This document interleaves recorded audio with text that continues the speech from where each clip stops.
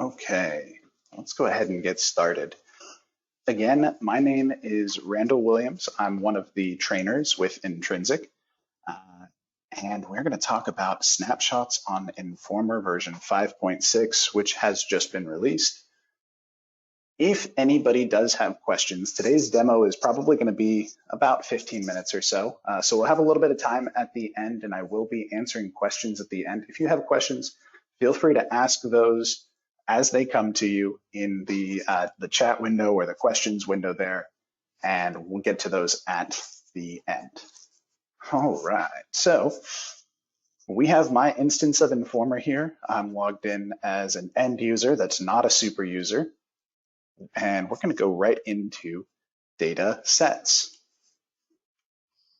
I have a data set here with mock registrations.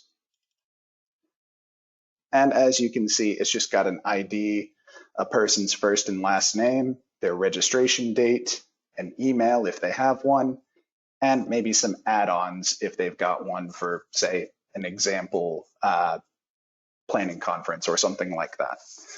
So you might have some people showing up to the conference that are commuters, some that are early arrivals, some that are VIP or presenters, etc.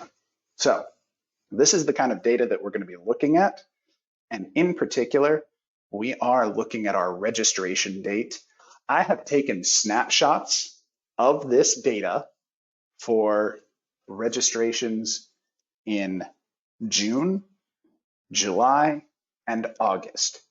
We don't currently have any data in September yet.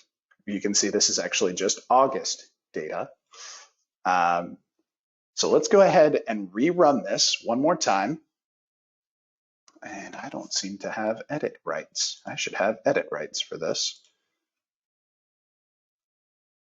Let's just run through that as the administrator, because I need to be able to refresh that. So we are going to run through this, refresh it. I'm going to make sure that I choose an input here so that I'm getting this month's data from the beginning to the end.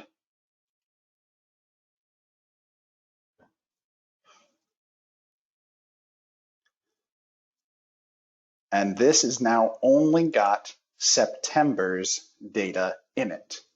Okay, that's all that we're looking at is just this month's data because that was my refresh inputs. That's the settings that I had in place. And so just like any other refresh that we've seen before, it replaces the previous data that already existed. But now that we have this, I'm going to come up here to our camera icon on the top right and say, take a new snapshot. This is going to let me take a snapshot. I'm going to call this September registrations. And like I had mentioned before, we now have our snapshots taken. I had done that previously for all of my previous refreshes for June and July and August. And this is where they live. When I click on my camera icon, I can say, stop showing me the current data's results and start showing me results from some snapshots. And I can say, just give me the past 2 months worth or the past 2 snapshots, however frequently those might have been. But instead, I'm going to actually choose specific snapshots. And I'm looking at my labels here. I have June, July, August, and September. And when I click on apply, we see that our data changes. I now have data from June all the way up until the current time. Now this data, as we saw, was not previously in this data set. That was not part of what we call the current data set results.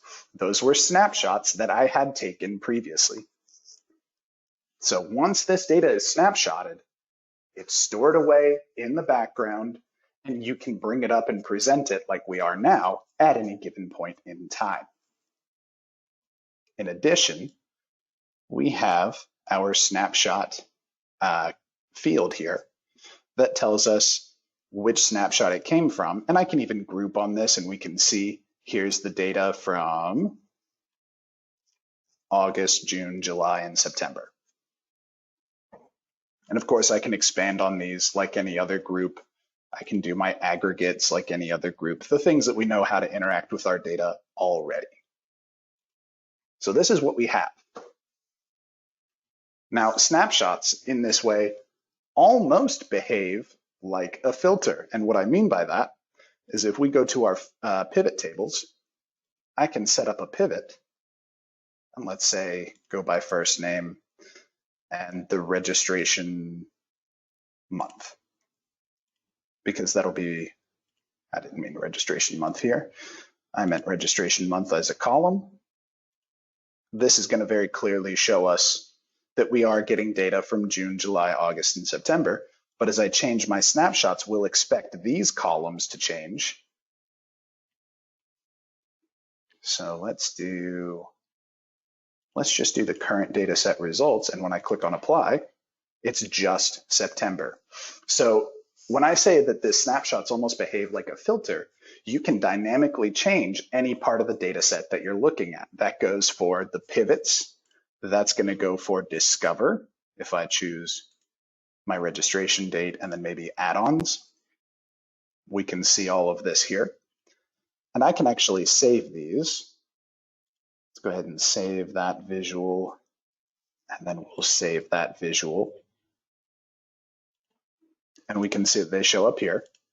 But now when I go and I apply my snapshots, we'll see the data change. Right now we're looking at 128 early arrivals down here. Let's keep that number in mind because we expect that to change when we have all of our data from all of our snapshots. Now we've got 651 early arrivals instead of 128. So we can see that our data is frequently changing and is dynamic. And if we go to our visuals, we can see here we're showing all of our snapshots. Even though we saved it with just the current data, we're seeing the results with the snapshots because that's what we have selected.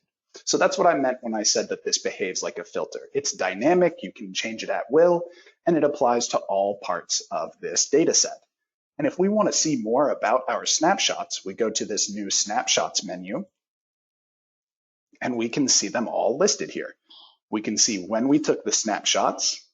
You'll see that some of these are pretty close together because I was just building up some mock data, but that would realistically be closer to the end of June, the end of July, the end of August, if you were working with real data and not test data. We can see the label that I have applied here, and that you saw me type in September registrations. I created the label each time I took a snapshot, and we can see the number of rows of data that lives in each snapshot. So just at a glance, I can say, oh, in June, we had 900 people register. In July, it was a little bit less. In August, it was a little bit more.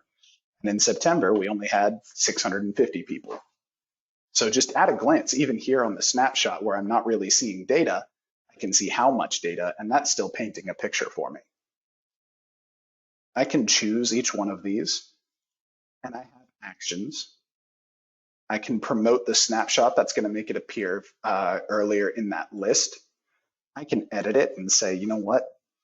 Every other one of these was called September Regs instead of registrations. So let me change the name just so it matches. There we go. That's a little bit more consistent. I like that better. And now we can actually take this data and build a report from it. So let's go and see what a dashboard is going to look like. We're going to use our two visuals out here. Let me double check on these. Yeah, we're going to use our two visuals out here, and we're going to see how snapshots interact with that. So let's go over to reports. I will build a new dashboard, and this dashboard, I'm just going to call it webinar registrations. This is going to come from our mock registrations data set. And when I select a data set that has snapshots applied, we're going to get a new option underneath where I can choose which snapshots am I interested in. So let's uncheck our current results and we will check snapshots. and we'll choose specific snapshots. So in this case, I'm going to pick all of them, and I can save. And we see now that I have my data set over here with mock registrations. And if I click on that, I can actually even change which snapshots we're currently using from here. Now let's go and add elements.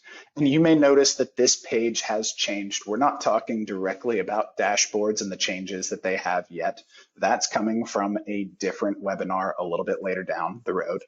But currently, I just want to point out how snapshots are going to interact, and you can see that they do appear under the data sets listed up here. Now, when we go to add visuals, we're going to pick our 2 saved visuals that we have here.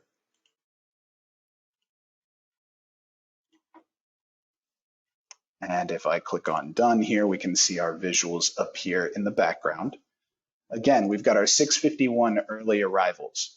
But if I go back to my data set and I change my snapshot to be just the current results, we expect that this will have changed. Now we see our 128 early arrivals. So even the dashboard is dynamic, and you can select which snapshots you want to see. This is a great way for those of you who are looking at how your data changes over time. When do most of our registrations appear?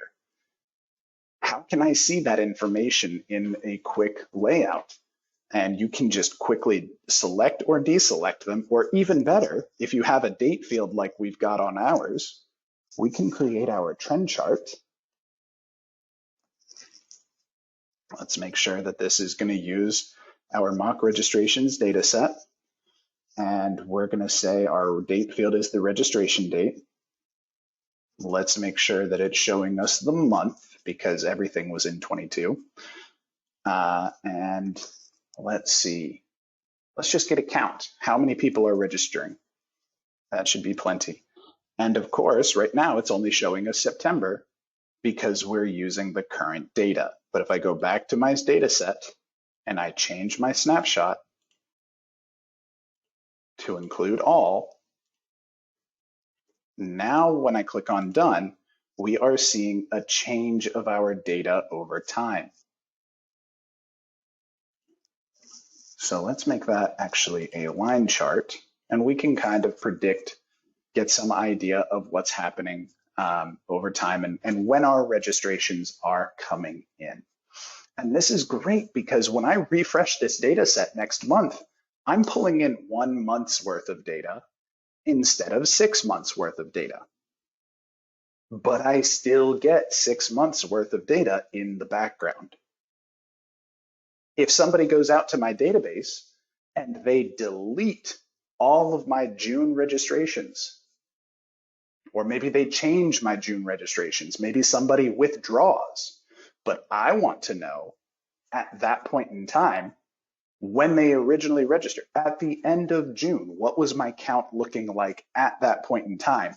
That snapshot is basically just a freeze frame of what that data looked like when I took the snapshot. It disregards any changes that happen to that data in the future, and I can pick those changes up in a later run and put them into a new snapshot on the same data set.